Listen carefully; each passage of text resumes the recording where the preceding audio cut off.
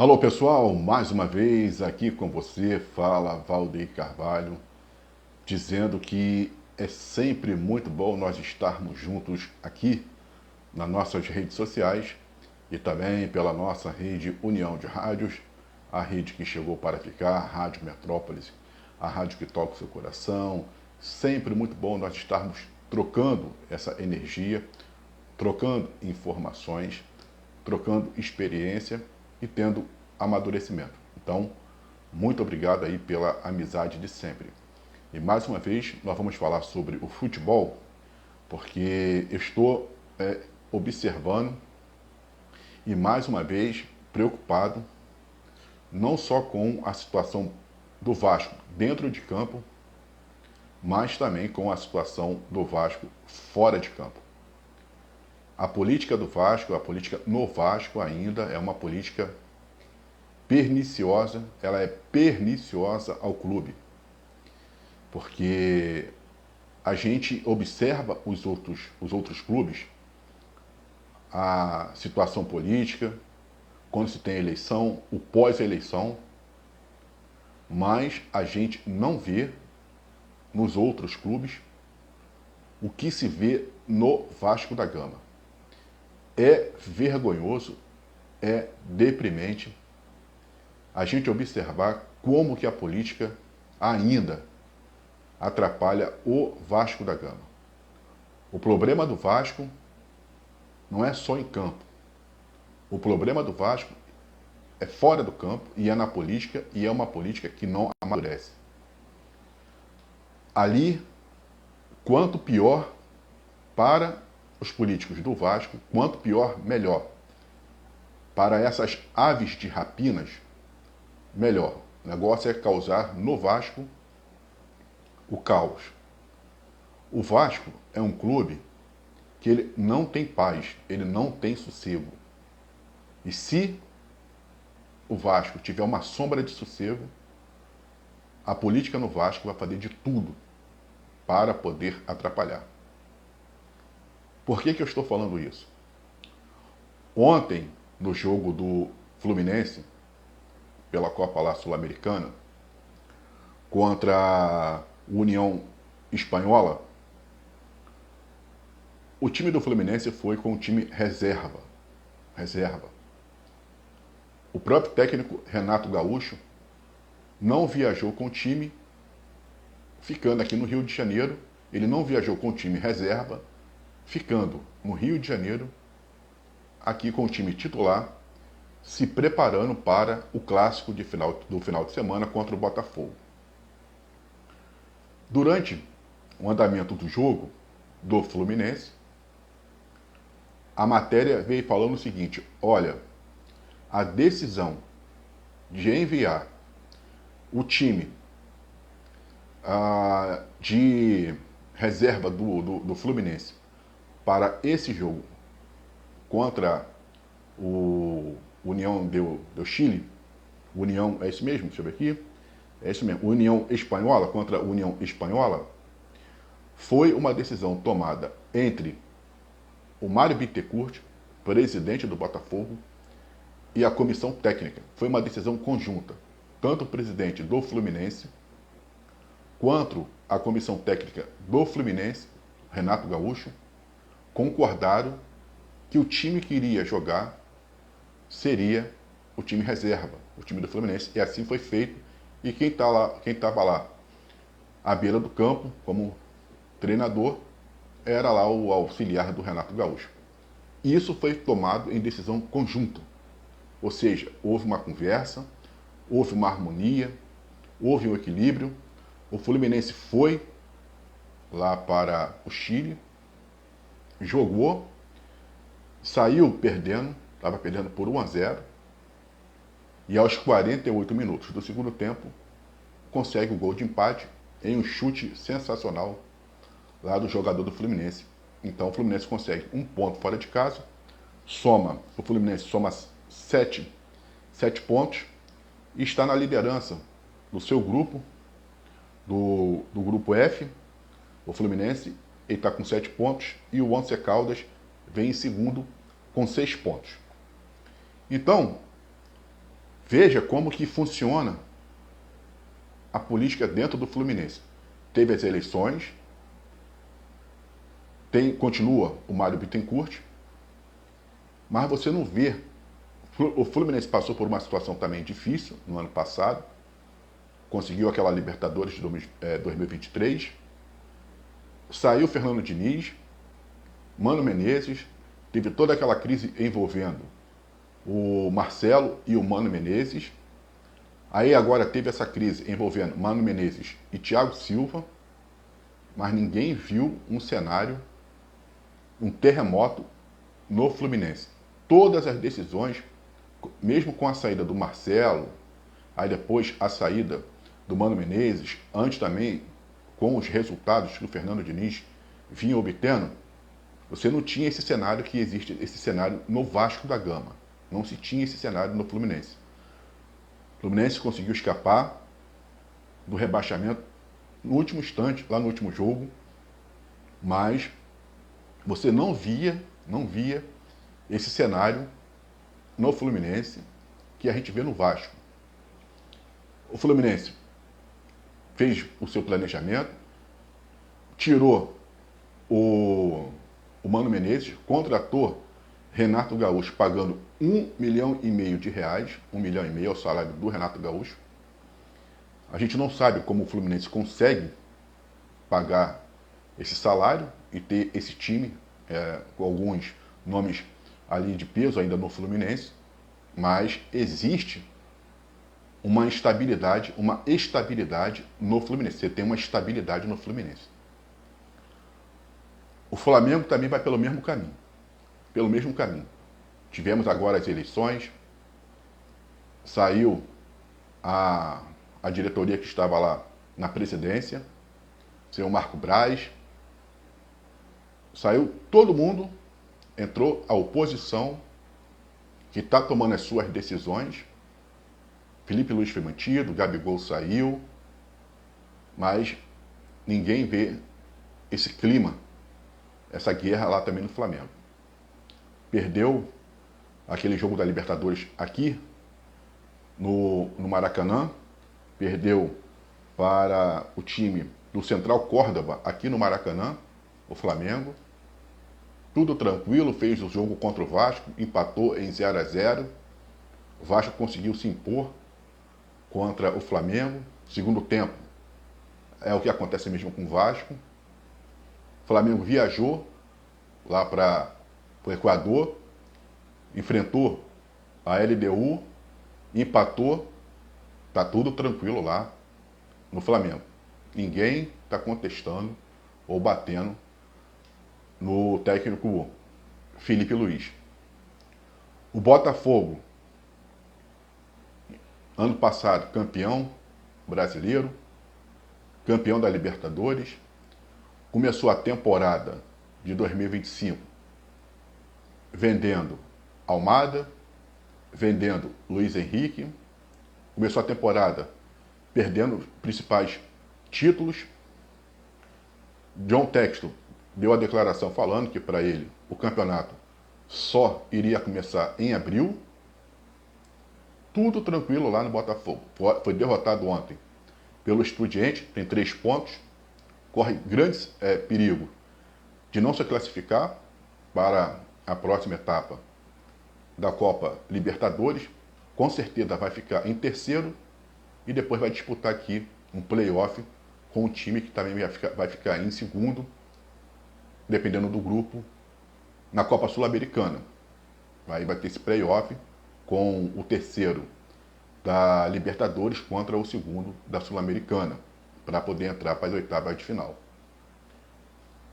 Mas, e veja que o John Textor, hoje, ele é o principal responsável pela situação que está vivendo aí o Botafogo, porque ele mesmo falou que ele não dava importância para esses torneios estadual, essa Supercopa do Brasil, Recopa, ele não dava importância.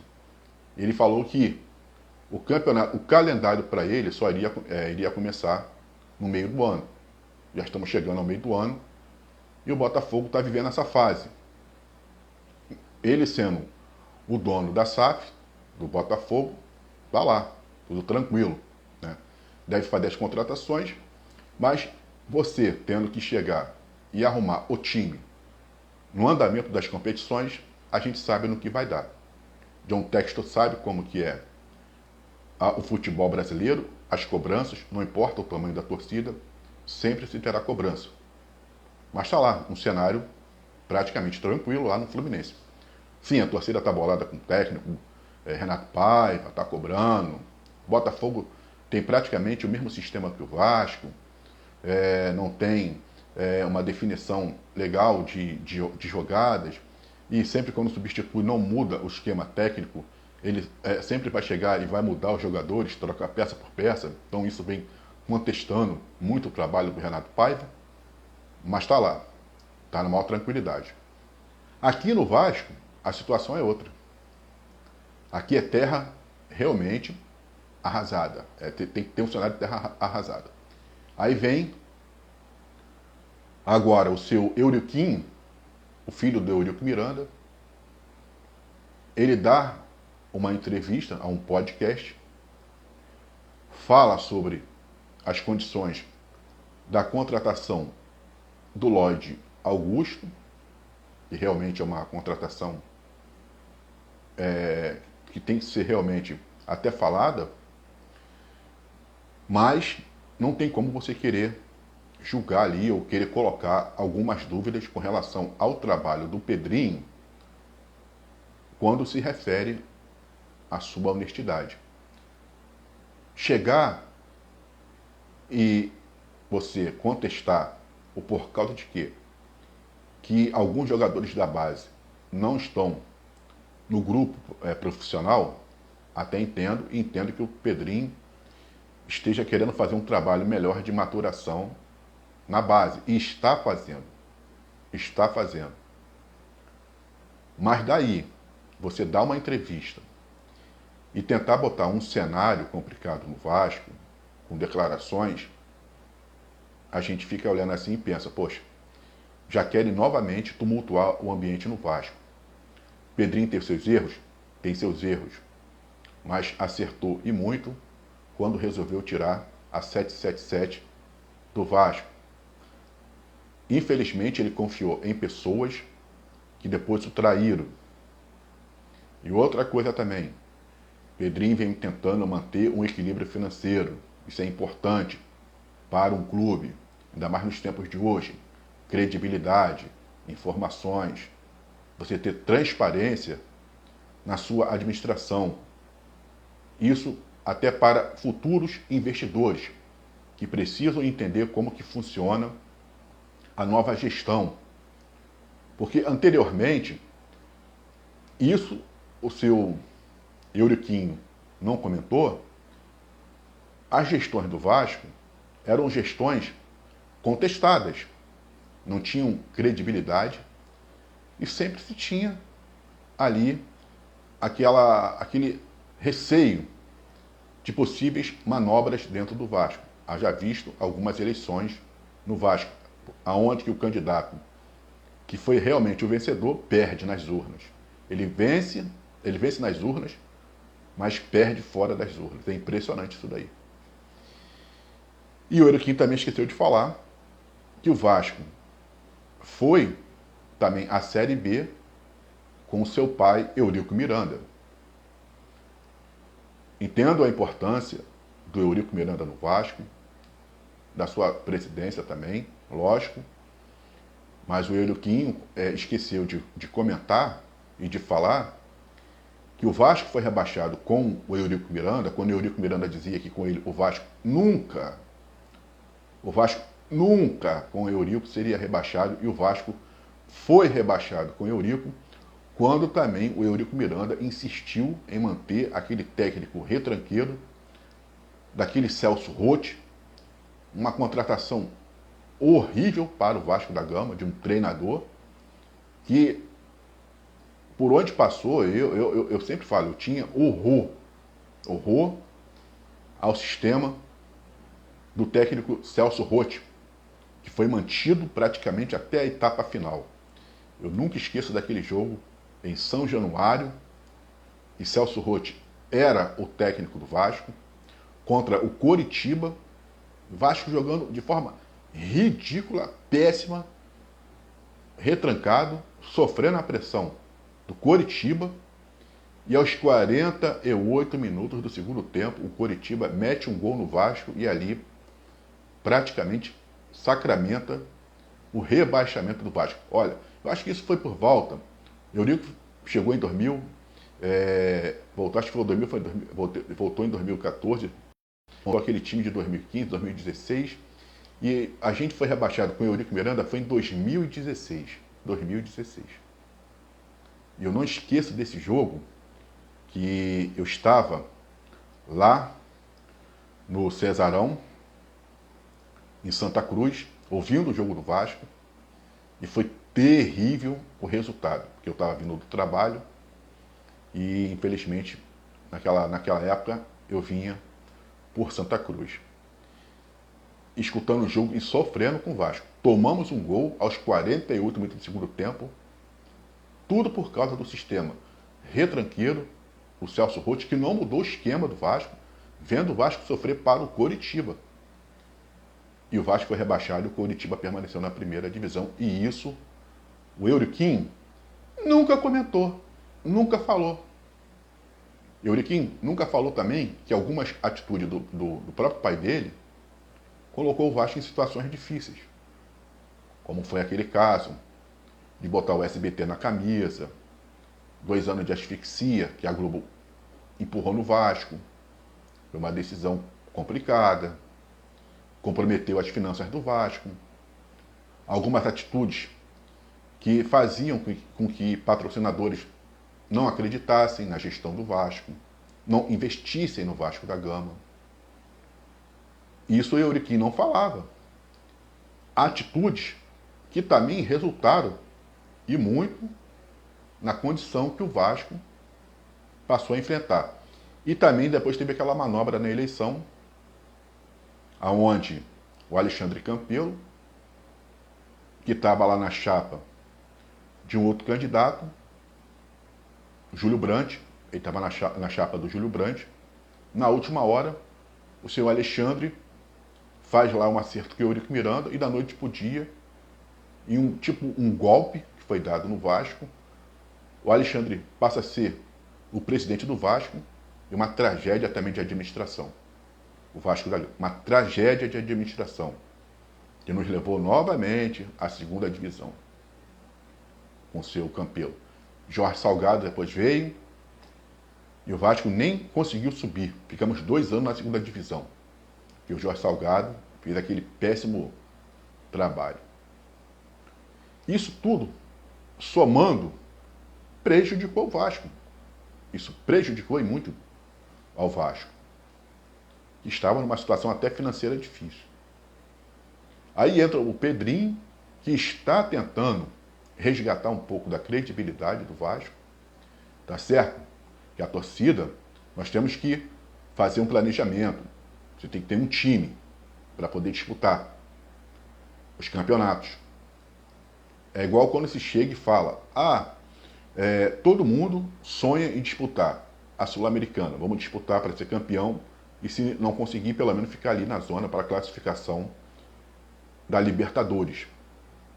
Mas se não puder conseguir a classificação para a Libertadores, vamos beliscar então a Sul-Americana. Esse aí é sempre um dos projetos. Ninguém quer ser rebaixado e ninguém quer ficar fora dessas competições. Não é isso? Eu acho que é isso. Todos os clubes têm esse planejamento. Quando chega o período das competições, aí vem o outro argumento. Porque estamos tendo muitos jogos, porque os jogadores estão tendo muita sequência, porque os jogadores estão sendo sacrificados. Mas não queria entrar na Sul-Americana? Não queria entrar na Copa Libertadores? Não queria estar disputando a Copa do Brasil? A torcida do Vasco não queria que o time também estivesse lá disputando esse Mundial que vai ter agora? Não quer disputar o Campeonato Brasileiro? São 4, 5, 6 competições. Todo mundo não quer entrar para disputar?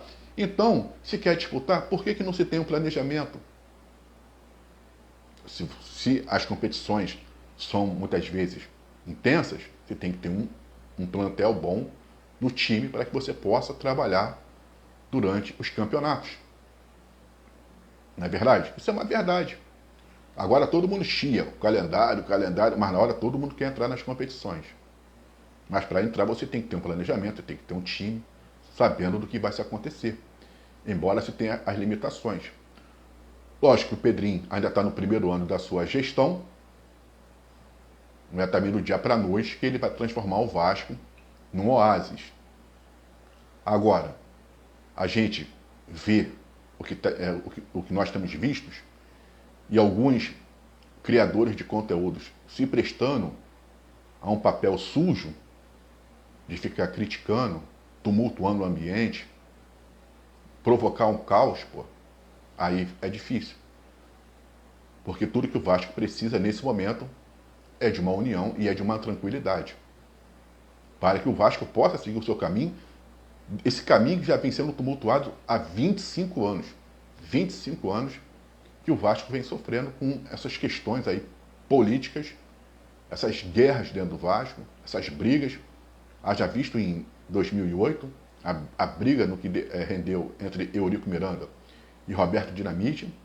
Depois o Roberto Dinamite chegou à presidência do Vasco e nesse tumulto todo o Vasco foi rebaixado. O primeiro rebaixamento do Vasco por causa desse ambiente político que ainda continua no Vasco da Gama. Então, quer dizer, é complicado. Quando eu vi só um pouco da entrevista do Euriquinho, falei, pô, para que se prestar um papel desse? A um serviço desse? Tá bom, o time do Vasco é um time limitado? É limitado mesmo. Ah, o Fábio Carille tem errado? Tem errado. E vai errar também. Ah, hoje qual é o técnico que pode assumir o Vasco da Gama com esse time que o Vasco tem? A gente não sabe como é que vai ser trabalhado. Ou se também o próximo técnico vai impor de chegar, querer lá chegar, a não ser se for um técnico com muita personalidade mesmo, e falar, olha, eu vou trabalhar no Vasco, vai ser desse jeito aqui, e eu quero trabalhar com a divisão de base. Mas lembre-se também que quando o Rodrigo Caetano falou que iria trabalhar a base do Vasco, rapidinho tiraram o Rodrigo Caetano.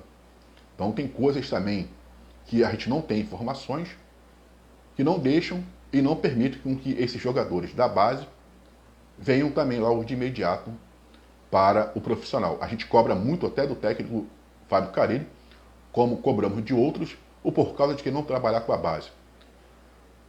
Mas será que isso também é só uma decisão que envolve o técnico?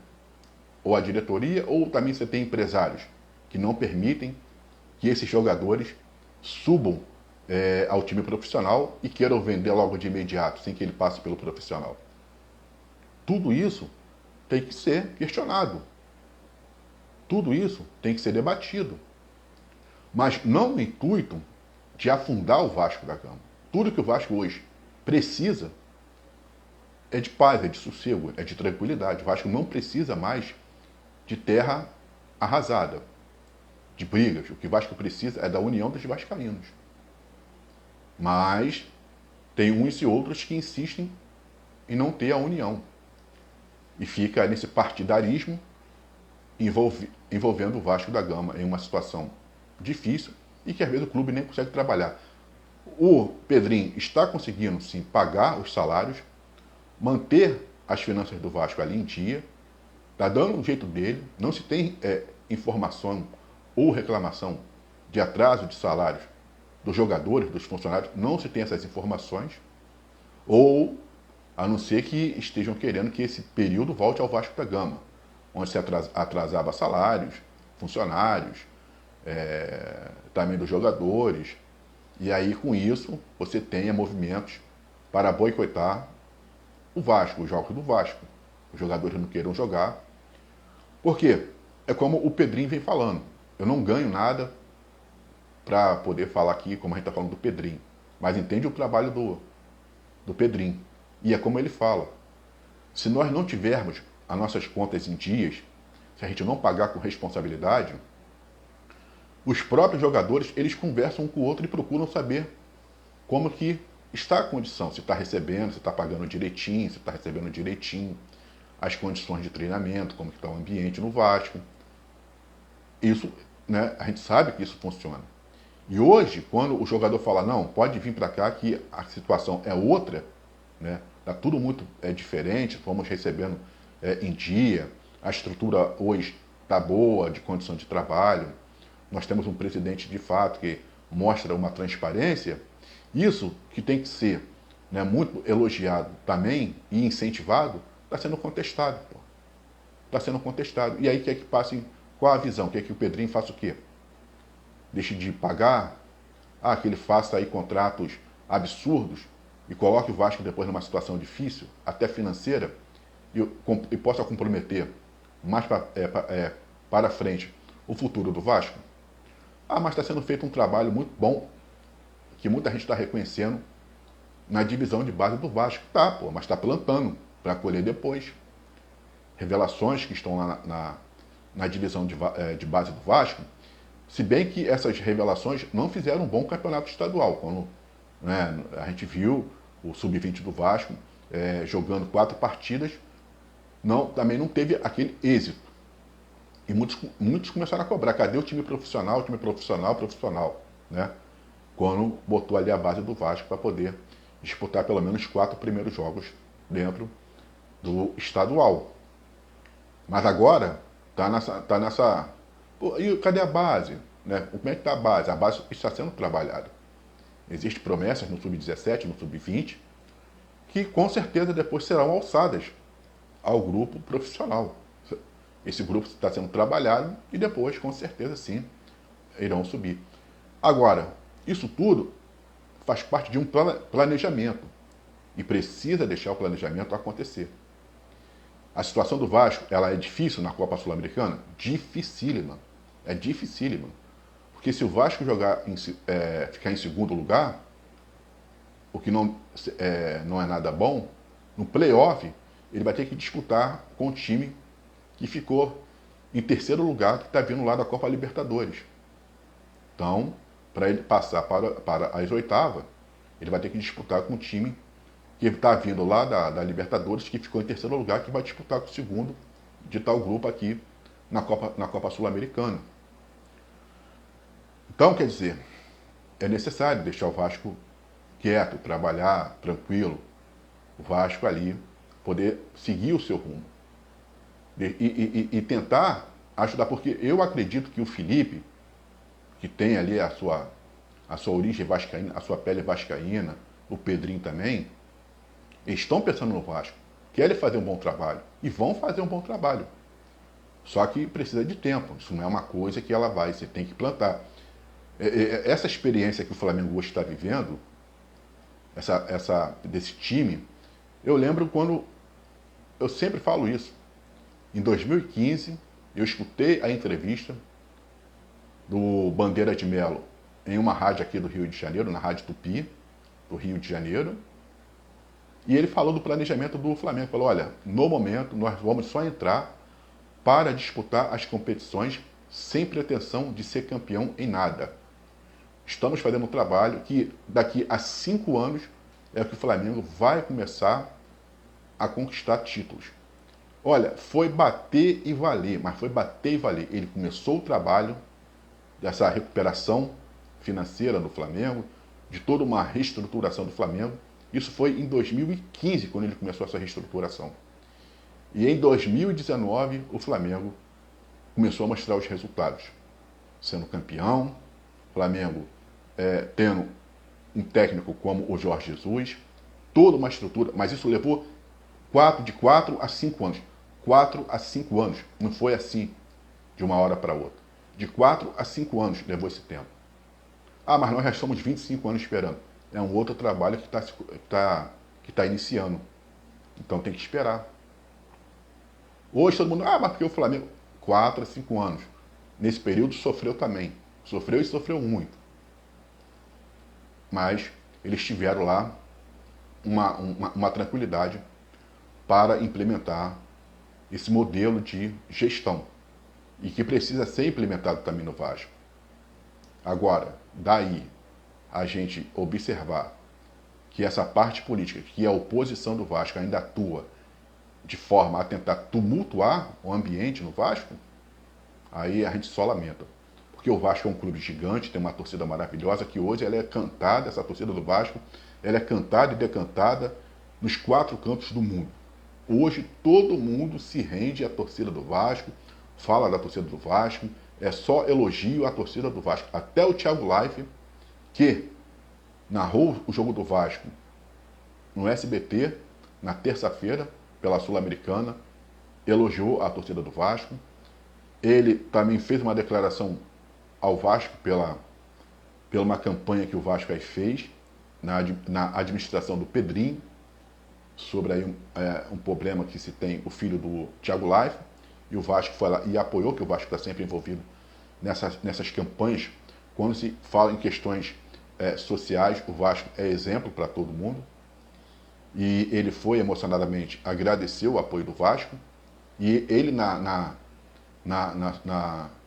narração, na transmissão do jogo do Vasco, ele se referia: nós temos que ganhar, como ele sendo também vascaíno. Então essa torcida que é aplaudida hoje nos 4 cantos do planeta é uma torcida que vai ter que mais uma vez apoiar o Vasco da Gama, vai ter que abraçar esse time e vai ter que saber trabalhar muito.